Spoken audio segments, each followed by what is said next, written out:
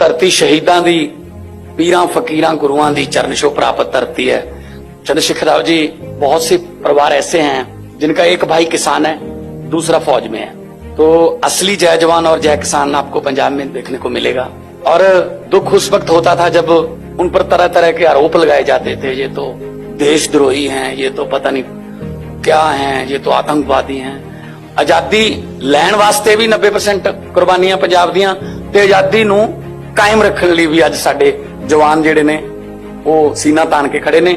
जिस वेले आपां एसी ला के सुत्ते पे हुन्ने आ, ਉਹ गंगानगर दे जैसलमेर दे 50 डिग्री सेल्सियस गर्मी दे विच ਉਹ अपनी रक्षा कर रहे हुंदे ने। जिस वेले सर्दियां च आपां हीटर ला के पे हुन्ने आ, ਉਹ कारगिल दे विच बर्फां पहाड़ां दे विच -20 डिग्री 25 डिग्री टैंपरेचर दे विच अपनी राखी कर रहे हुंदे ने।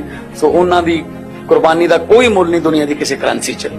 धरती शहीदां दी पीरां फकीरां गुरुआं दी चरण छो प्राप्त धरती है।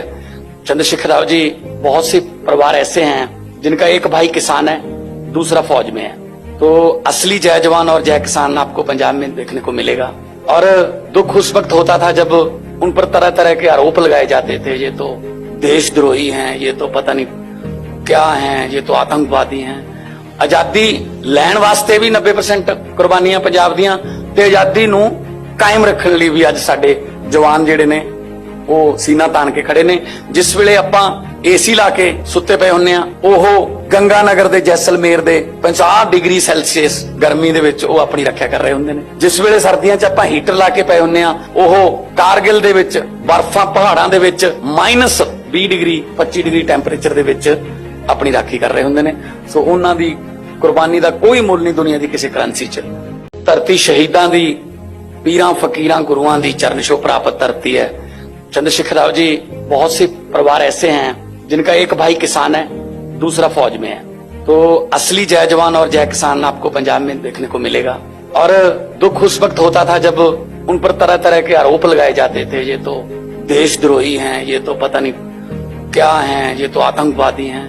आजादी लैण वास्ते भी 90% कुर्बानियां पंजाब दियां ते आजादी नूं कायम रखण लई भी अज साडे जवान जिहड़े ने ਉਹ सीना तान के खड़े ने।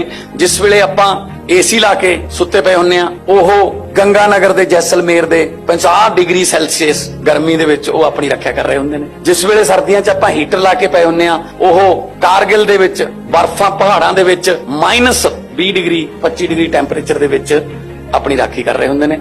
सो ਉਹਨਾਂ ਦੀ कुर्बानी दा कोई मुल नहीं दुनिया दी किसी करंसी च।